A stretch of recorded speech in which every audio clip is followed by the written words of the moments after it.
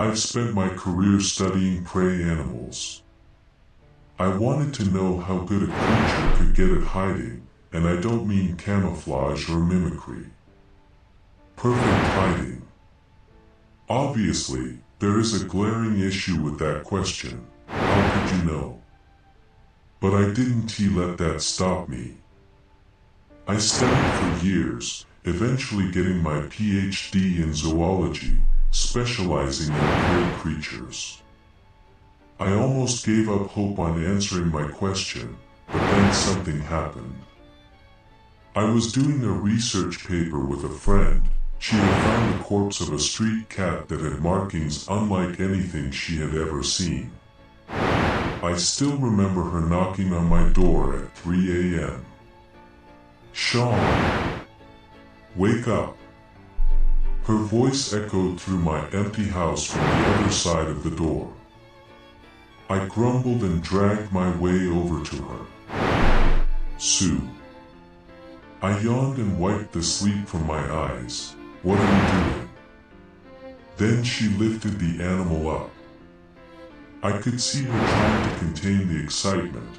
You don't want to be a person having a giddy laugh while holding a dead cat after all.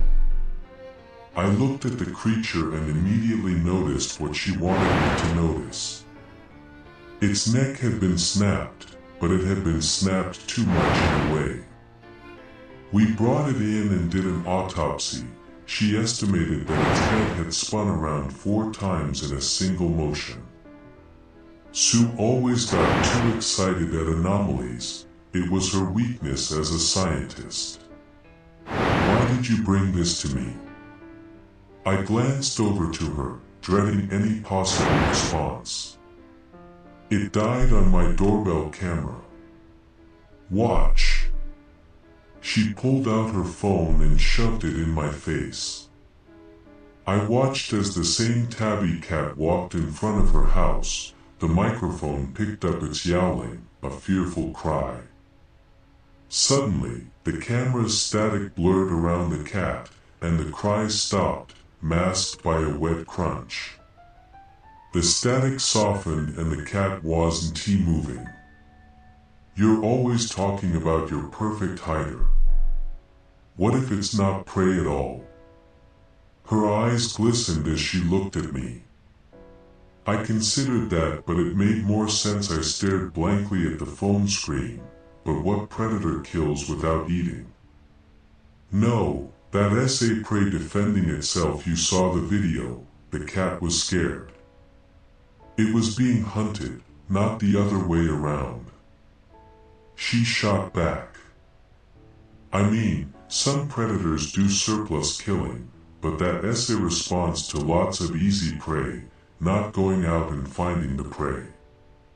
It's almost like a sport hunter." I ran my fingers through my hair.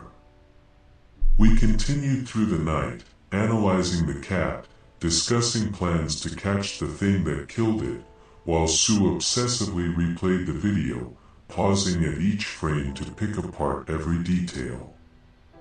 The next day came and Sue fell asleep on my couch. I dragged myself to my bed and collapsed face down into the pillows. Sleep took me before I knew it, and then in the next moment I woke up to my bed creaking as the spot next to me sunk under weight. "Sue." I croaked out, "What's up?" I was met by silence. Not even the sound of breathing, nor the ticking of my clock or even the hum of the fridge. I rolled over to look, my vision still milky from sleep. I saw a vague, shadowy shape contrasted against the light through the open window behind it. It looked somewhat humanoid, shoulders that were broad and loose, almost like someone tucked into themselves. Still waking up, I thought Sue just didn't hear me, so I spoke louder. "Sue, what are you doing?" "Huh?" I heard her call from the hall. A shiver ran down my spine and my breath caught in my throat. I blinked and suddenly the shape was gone. Sue came into the room, leaning against the doorframe. You weren't in here. I looked over to her, my vision slowly coming into focus. No. You're not my type. She laughed, glancing at the ring on her finger. I just thought I saw you sitting there, I sighed, my breath shaky. Your sleep paralysis is back, she suggested as she walked away. I sat up, taking a deep breath.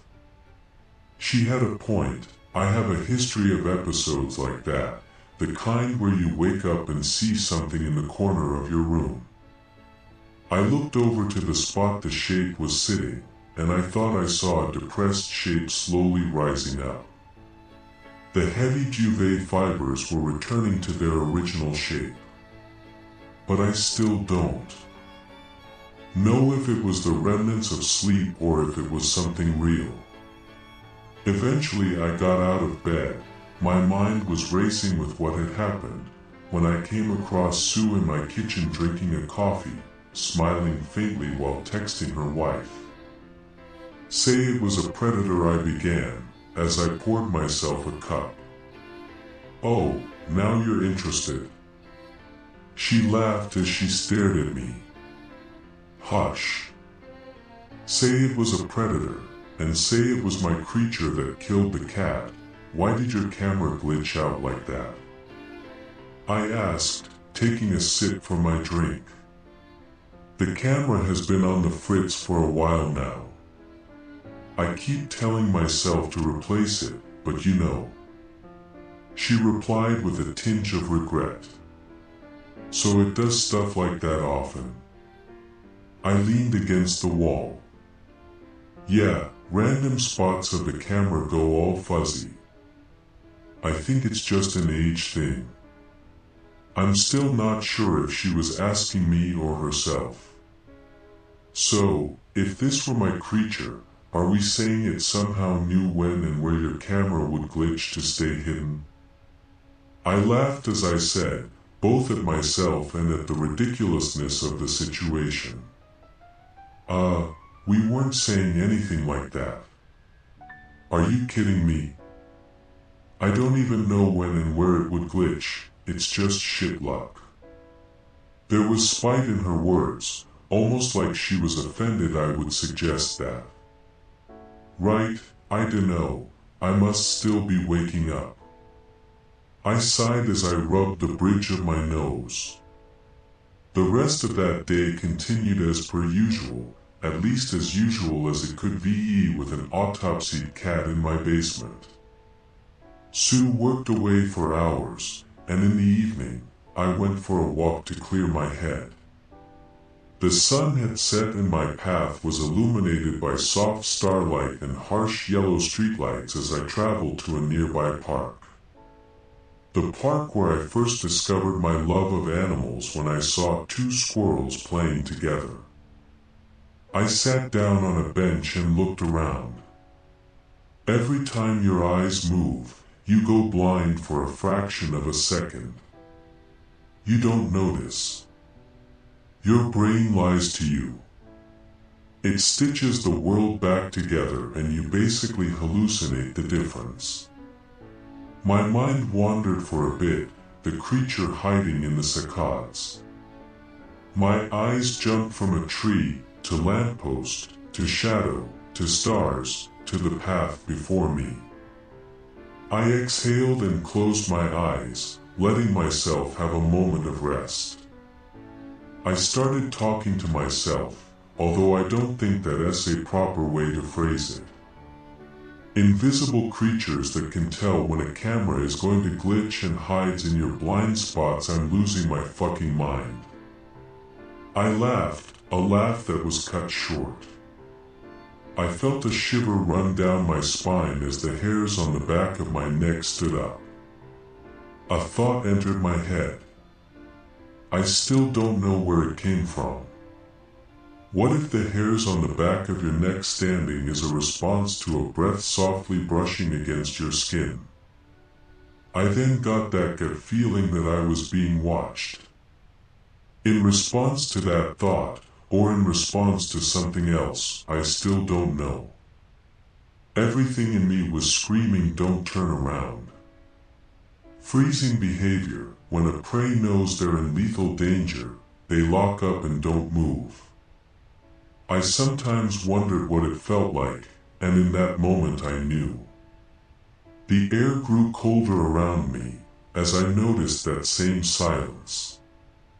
A silence that deafened everything, drowning out even the sound of my heartbeat, only to be broken with one noise. A breath from behind me. I jolted around by instinct, only to see an empty field. Then I looked down and saw prints in the grass, slowly rising and hiding themselves. Prints that lead right to my bench. I got up and ran home as fast as I could, finding my door locked. I fumbled with my keys, trying to get the right one, when I heard it again. The silence. I didn't realize that there were cars driving by until I couldn't hear them anymore. I didn't realize the birds were chirping until they stopped.